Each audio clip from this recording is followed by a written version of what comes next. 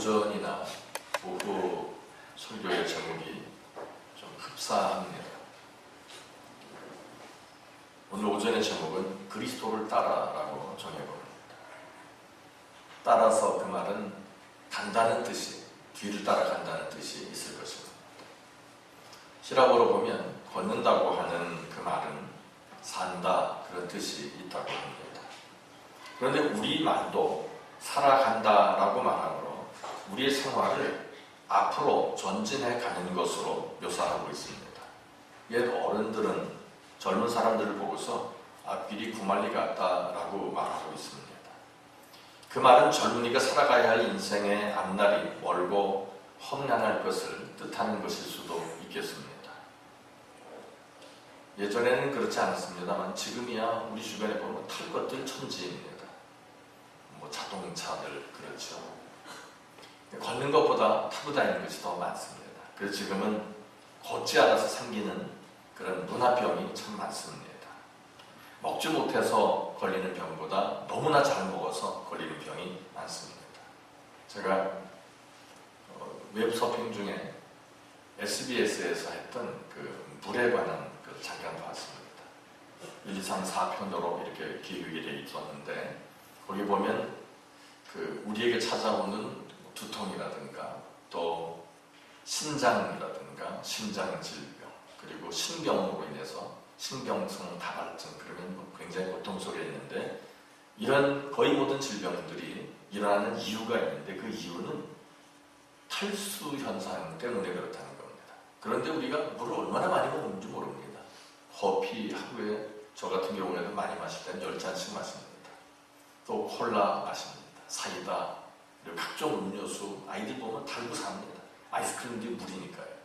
그런데 이런 것들은 우리 몸에 물을, 수분을 보충하는 것이 아니라 우리 몸에서 수분을 오히려 부족하게 만든다는 겁니다. 그래서 물로 된 것을 많이 먹음에도 불구하고 우리 몸은 탈수 현상을 느낀다는 겁니다. 몸이 어디가 안 좋고 아침에 잠 자대 못 일어나고 일어나기가 힘들고 이런 분들의 대부분은 물 부족 현상 때문에 그런 것이랍니다. 그래서 이런 사람들을 붙들고서 이제 한 달 동안 그 물만 자주 먹게 하는 그리고 약간의 소금을 취하게 하면서 물을 자주 먹게 했는데 두통 그리고 고지혈증 그리고 신장염 이런 것들이 상당수가 몸에서 제거되고 그리고 몸무게까지 주는 것을 경험한 것을 방송한 것이 있습니다. 필요하신 분은 저에게 말씀하시면 제가 그 인터넷 주소를 메일로 보내드리도록 하겠습니다. 그럼 그것만 클릭을 하면 바로 접속해서 사례들을 볼 수 있을 것으로 이렇게 아는데 우리 몸의 구성 중에서 75%가 물이라고 합니다. 묘하게도 성경에서 물은 진리를 상징합니다. 우리의 심령의 거의 대다수가 이 진리로 구성되어 있어야 한다는 것을 뜻합니다. 그런데 진리와 상관없는 삶을 산다. 그러면 에스겔 골짜기에 마른 뼈와 진배가 없는 것이다 라는 결론을 얻을 수밖에 없습니다. 지금은 너무나 많이 타고 다니는 로 인해서 근력이 떨어집니다. 다리에 근력이 떨어지니까 일어서는 것도 굉장히 힘들고 그렇습니다. 모세는 80에 부름을 받았습니다. 그 당시 탈 거 있었겠습니까? 걸어 다녔습니다. 그러니 요즘에 100세 시대 이렇게 말하지만 그 얘기는 예전부터 있었던 겁니다. 969세까지 사는데 600세 되도록 자녀 생산한 분들도 있습니다. 그러니까 100살도 안 돼가지고 아이고 나는 늙어서 이런 표현들을 좀 피하시고 가급적이면 건강하게 사시기 바랍니다. 집에서 뭘 붙들고라도 앉았다 일어났다를 20번씩 그리고 하루에 3차례 이상 하면 주님 나라 가는 그날까지 주저앉아서 일어나지 못하는 일은 없다고 합니다. 그리고 몸에 골다공증 있는 것도 너무 안 움직여서 그렇다고 합니다. 통계를 학자들이 낸 걸 보니까 축구나 럭비, 족구 이렇게 과격한 운동을 하는 선수들은 골다공증에 걸리지 않는다고 합니다. 그러니까 운동을 너무 안 해서 골다공증이니 이런 것이 있는 것이기 때문에 지금부터라도 열심히 좀 움직이시면 조금 더 강건한 그런 삶을 살아가지 않겠나 생각이 듭니다. 예전에는 시골서 한양을 올라가려면 수도지요. 수도 한양을 올라가려면 지금처럼 자동차 기름 넣고서 이렇게 가는 것이 아니라 집신을 잔뜩 엮어가지고 그날에 멋진 밑에다가 달고 가든지 아니면 집신을 한 점 해가지고 짊어지고 가든지 그리 했다고 합니다. 이 집신은 집세기라고 하는데 그 짚을 가지고 만드는 신발입니다.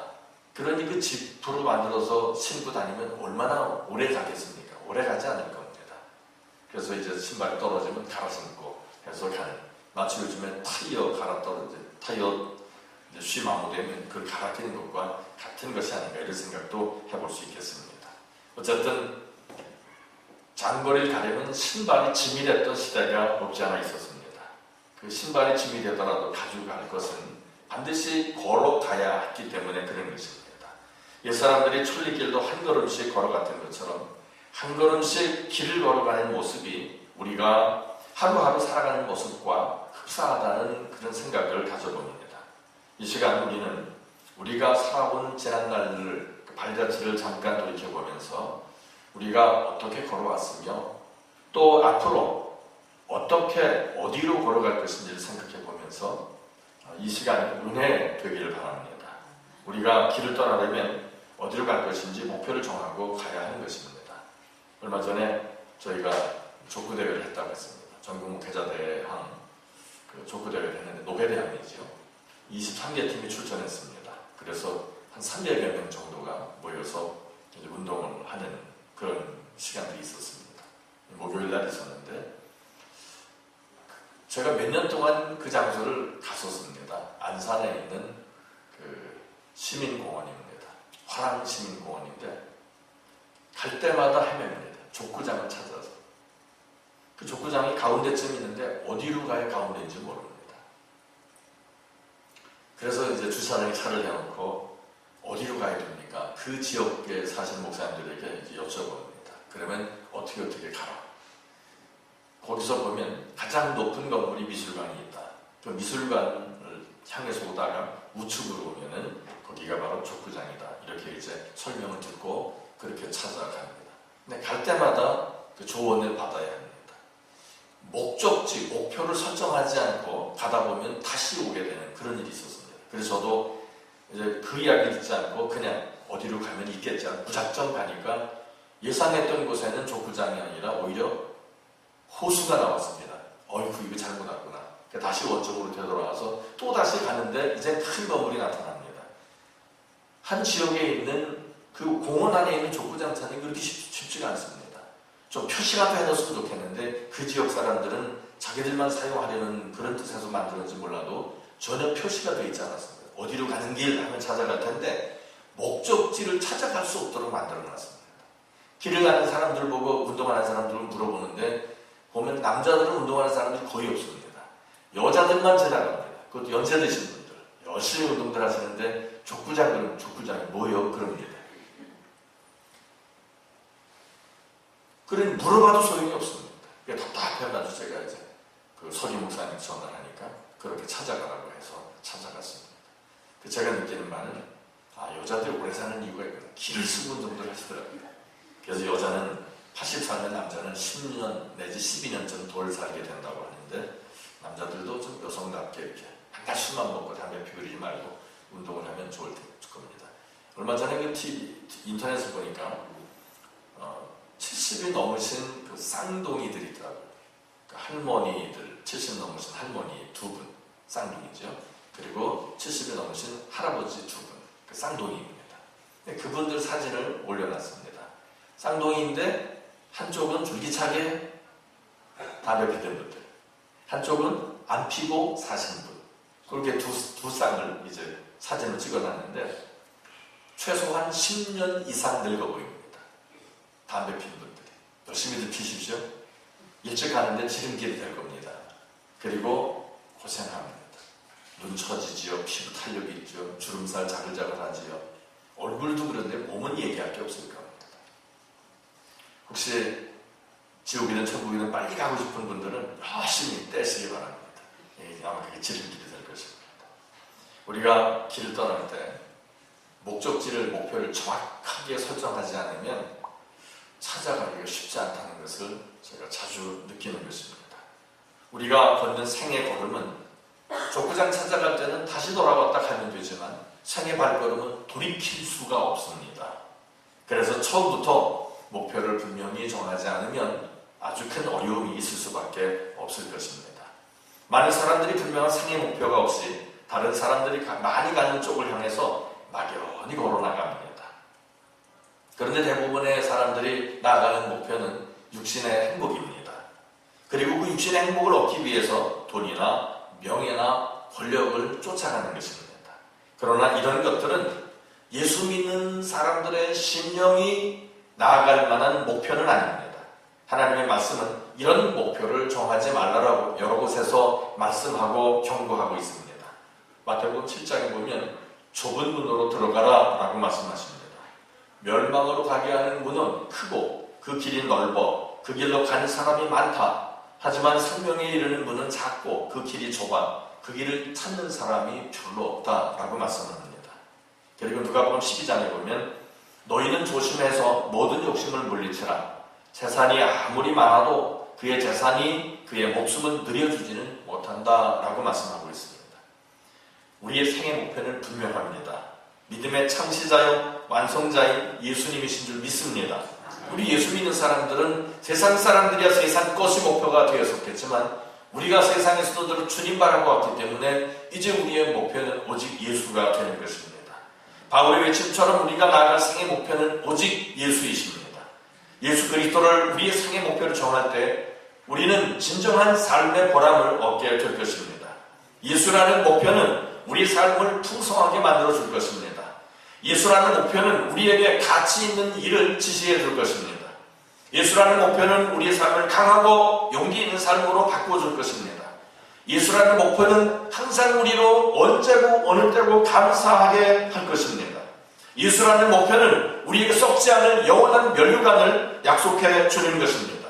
예수라는 목표야말로 우리의 생에 참된 행복을 약속해 주는 것입니다. 우리의 지난날의 걸음들이 있었습니다. 그런데 우리 지난날의 걸음들이 그리스도를 향한 걸음들이었기를 주의 이름으로 축복합니다. 아니었다면 이제부터라도 많은 시간이 지난 뒤에 길을 돌이켜볼 때 그리스도를 향하는 길이 되었기를 바랍니다. 시편 17편 보면 나의 걸음이 주의 길을 굳게 지키고 실족치 아니하였습니다 라고 고백하고 있습니다. 이 고백이 우리의 고백이 될 수 있기를 바랍니다. 예수를 따라감에 있어서 어떻게 걸어가느냐 하는 것이 중요한 것입니다. 우리가 걸어가야 할 길은 언제나 그래왔습니다만 사실 미지의 세계입니다. 경험되어지지 않은 시간들 그리고 환경들입니다. 그런데 우리는 매일매일 아무 생각 없이 살아갑니다. 지금까지 살아봤으니 내일도 그리 할 것이다 라고 말입니다. 아이들이 소풍 갈 때 잠 못 잘 겁니다. 어른들도 마찬가지입니다. 어디 해외여행 간다 뭐 한다 그러면 잠이 오겠습니까? 잠이 안 올 겁니다. 저도 다음날 어디 간다 그러면 잠을 별로 못 자겠더라고요. 잠이 안 옵니다. 왜 그러냐면 어쨌든 미지의 세계입니다. 우리나라에서도 보면 넓지 않은 땅입니다. 제주도 미지의 땅입니다. 안 가본 분에게는. 또 갔던 분이라도 하더라도 그 둘러본 지역 말고 다른 지역으로 간다면 역시 미지의 세계입니다. 그곳에는 무엇이 있을까? 무엇이 내가 볼 만한 것이 있을까? 어떤 경험을 하게 될까? 어떤 사람들을 만나게 될까? 그런 것들입니다. 외국을 한 번도 안 갔다 오신 분들은 한 번쯤 가보시길 바랍니다. 좀 돈을 좀 모아가지고 다니면서 요즘에 많은 돈 안 들여도 됩니다. 뭐 저희도 그 전에 가볼 때 보니까 목사님들이 모여가지고 30만 원씩 거두니까 필리핀 며칠 갔다 올 수 있었습니다. 그런 케이스가 있습니다. 비행기 표가 뭐 10만 원도 안 되는 이런 것도 있고 가서 호텔에서 잡아야 하루 저녁 부부가 자고 나와봐야 2만 원입니다. 아침 식사까지 줍니다. 그런 그 루트들이 있기 때문에 조금만 우리가 전략을 해도 다녀올 수 있을 것인데 그곳에 가면 우리와 생김이 다른 사람들이 있습니다. 우리와 전혀 다른 음식 문화 속에 삽니다. 기타 등등 모든 것이 생소합니다. 자동차도 우리는 번듯하고 뭐 상처 없는 차들 많지만 그 동네 가면은 생기다가 만 것 같은 오토바이도 아니고 자동차는 희한한 것들이 막 달려듭니다. 매연 있고 신호등이 있지만 신호등 지키는 차 한 대도 없습니다. 횡단보도 그려지지도 않았습니다. 많은 사람들이 우르르 몰려다니고 뭐 그 그 자전거 비슷한 자동차 비슷한 걸 달리지만 한 건도 사고 나는 게 없습니다. 신기합니다. 사거리에서도 신호 없습니다. 그런데 한 줄만 쭉 가는 것도 아니라 절묘하게 교행들 해가면서 사고 없이 잘 다니는 것을 봅니다. 이런 세계가 제가 설명드리지만 미지의 세계일 수 있고 그 세계는 경험되어지지 않은 것이기 때문에 흥분되어질 수 있습니다. 우리의 매일의 삶이 그래야 할 것으로 생각이 듭니다. 주님이 내일은 나를 어떻게 인도하실까? 그런 그 내일에 대한 공포가 아니라 오히려 희망 속에 기대할 수 있기를 축복합니다. 우리가 내일을 위해서 아무리 많은 계획을 세운다 하더라도 그것은 언제나 확실치 않은 것입니다. 왜냐하면 우리는 앞으로 일어날 일에 대해서 예상만 할 뿐이지 전혀 알지 못하기 때문입니다. 우리 생의 길에는 어떤 인생이든지 공통적인 공식은 없습니다. 사람마다 그 길이 다르기 때문입니다. 다른 사람이 걸었던 길은 이렇게 해서 잘 될 거냐 해가지고 그 길을 간다고 해서 잘 되느냐? 그렇지 않습니다. 얼마 전에 어떤 분이 이제 그 갑오징어 낚시를 한다고 저에게 소개를 해줬습니다. 목사님이 좀 한다고 하니까 목사님 따라다니면 배우라고. 그래서 이제 저희가 쉬는 날 움직이면서 그분들 두 분을 제가 같이 동행해서 모시고 갔습니다. 한 분은 수학 선생, 또 한 분은 영어 선생입니다. 그래서 전 제 생각입니다. 수학 선생이 계산을 잘하니까 잘 잡겠지. 그래서 설명을 잘 해줬습니다.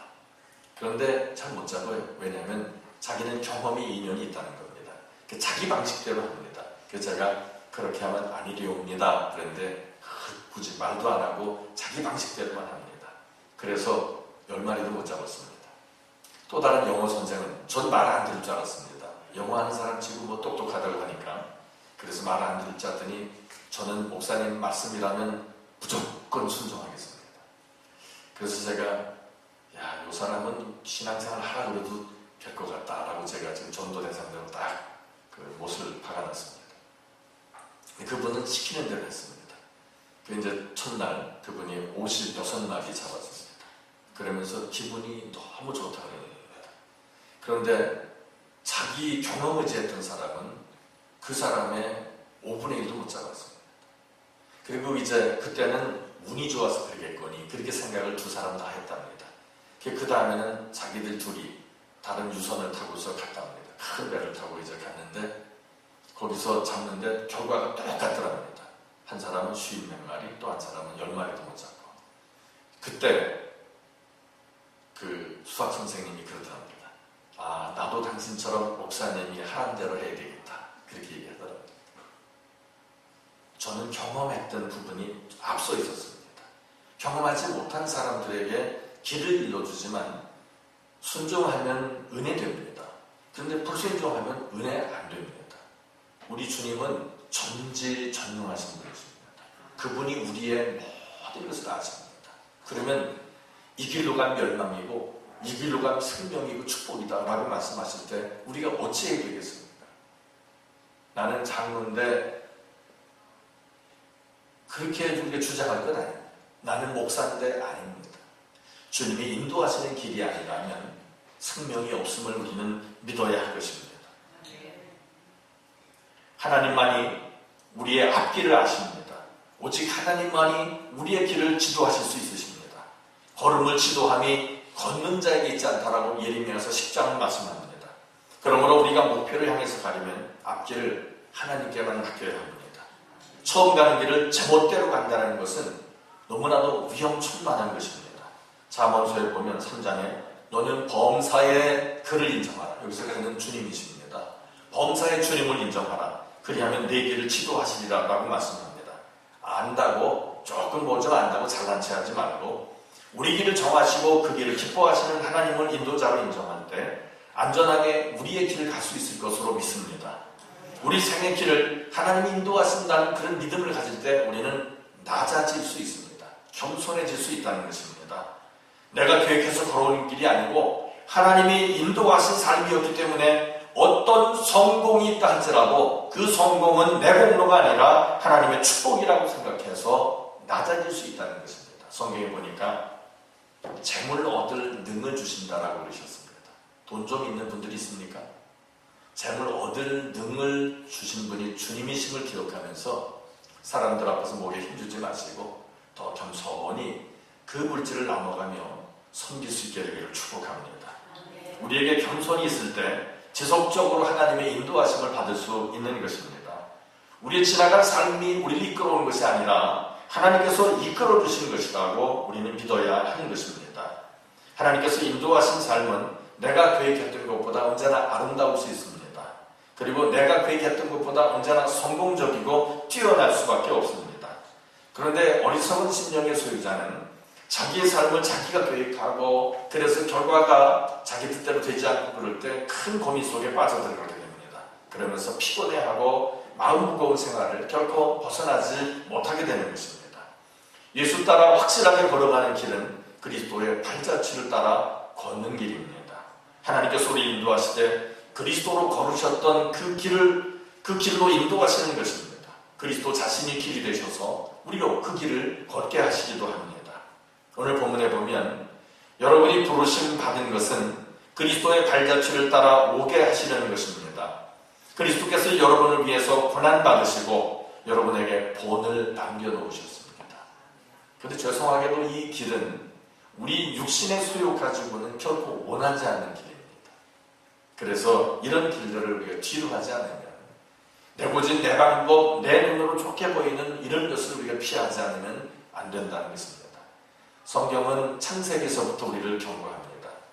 창세기서에 보면 아담과 하와가 주님과 더불어 같이 대면해서 교제하고 대화하고 하나님 만드신 동산에서 행복하게 살았습니다. 주님께서는 그러셨습니다. 이 땅에 있는 모든 것은 너희들이 마음껏 사용할 수 있지만 그러나 동산 중앙에는 하나만은 손대지 말아라 라고 말씀하셨습니다. 선악과입니다. 근데 결국 그걸 마저 손을 댑니다. 그러니까 주님의 것은 없다는 겁니다. 다 내 것이지 주님의 것은 없다. 지금 우리가 갖고 있고 입고 누리고 있는 모든 것들이 다 주님의 것입니다. 주님이 만드신 세상이니까요. 그런데 한번 반문해 보십시오. 한 번도 이것들이 주님의 것이라고 생각해 본 적이 있는가? 만약에 그런 생각이 들지 않았다면 우리가 도적입니다. 주인은 따로 있는데 내 것으로 생각하고 주님의 것이 아니라고 생각하니 우리가 도둑놈들입니다. 좀 무효하게 표현해요.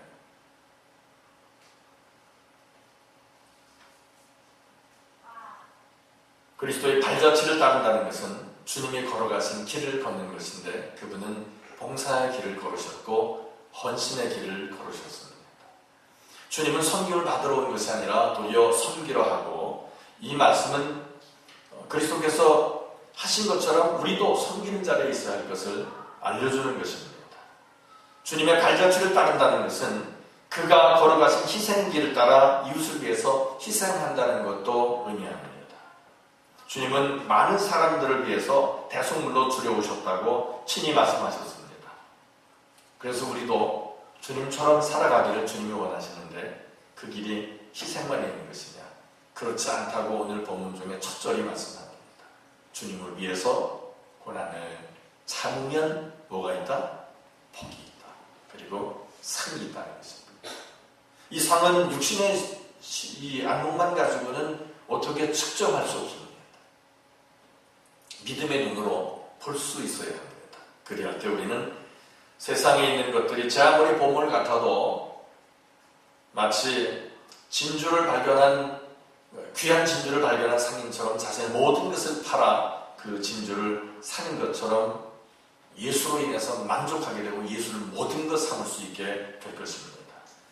조롱과 멸시 속에서 묵묵히 십자가를 등에 지고 골고다를 향하신 예수처럼 우리도 이 땅을 살아가면서 모든 오해와 천대 속에서도 변명하지 아니하고 끝까지 참고 견디며 희생의 길을 걸어가는 자가 되어야 할 것입니다. 분명히 말씀드리건대 이 길은 믿음을 갖지 않으면 걸을 수 없는 길입니다. 우리가 끝까지 믿음을 가지고 참고 나아간다면 마침내 그리스도의 승리의 부활에 참여하게 될 것이며 풍성한 하늘의 상을 생명의 면류관을 그리스도로부터 받게 될 것입니다. 우리가 불의와 타협하거나 굴하지 아니하고 언제나 진리만 쫓아 행하는 삶이 된다면 진정으로 그리스도를 따르는 삶이 될 것이라는 그런 확신을 가질 수 있을 것입니다. 하지만 우리가 그리스도의 뒤를 따라가고자 한다고 해서 모두가 다 그 길을 따라갈 수 있는 것은 아닐 것입니다. 우리가 회개하고 거듭나서 성령의 능력을 힘입을 때 우리는 비로소 그리스도의 발자취를 따라갈 수 있게 될 것입니다. 성령이 주시는 힘을 알지 못하는 사람은 그리스도의 발자취를 따라서 걷는 것이 불가능하다는 것입니다. 먼저 성령으로 능력을 얻어야 담대하게 그리스도의 발자취를 따를 수가 있습니다. 많은 시간들이 지난 후에 우리의 지난 생활들이 그리스도의 발자취를 따르는 그리스도의 충만한 분량에까지 이르기 위해서 성령의 감동으로 힘써온 지난날이었다고 고백할 수 있는 시간이 될 수 있기를 주님의 이름으로 축복합니다. 사람은 누구나 다 걸어가고 있는 것입니다. 한 몇 개월 전에 여름입니다. 그 쉬는 날 보트를 그 전에 가지고 있던 좀 작은 보트를 가지고 그 프로타를 달아서 그리고 이제 3명이 같이 나간 적이 있었습니다. 한 분은 장로님이고 또 한 분은 우리가 수련회 때 와서 늘 도와주던 그분입니다. 그 이제 운전을 맡겼습니다. 그 전진 앞으로 하는데 전진이 안 됩니다. 계속 직진해서 가는 것 같은데 나중에 목적지에 도달할 시간이 지나면 도달을 하잖아요. 그래서 이제 그 지도를 그 프로타를 보면 GPS에 흔적이 남아요. 이 항로가 이렇게 항적이 남아있습니다. 그런데 직진해서 간다고 열심히 가는데 직진이 아니고 뱅글, 또 뱅글, 또 뱅글 이렇게 돌아요. 연료는 다 썼는데 목적지에 도착이 안 됩니다. 그래서 이제 프로타를 보면서 아니 왜 운전을 이렇게 했느냐. 자기 똑바로 왔다는 거예요. 아니 여기 항적이 있잖아요. 아닙니다. 똑바로 왔습니다. 아 여기 기록이 지금 돌고 돌았는데 아닙니다. 똑바로 왔습니다. 근데 왜 시간이 훨씬 지났는데 목적지에 못 왔지? 그 이상합니다. 우리 인생이 그렇습니다. 똑바로 온 것 같습니다.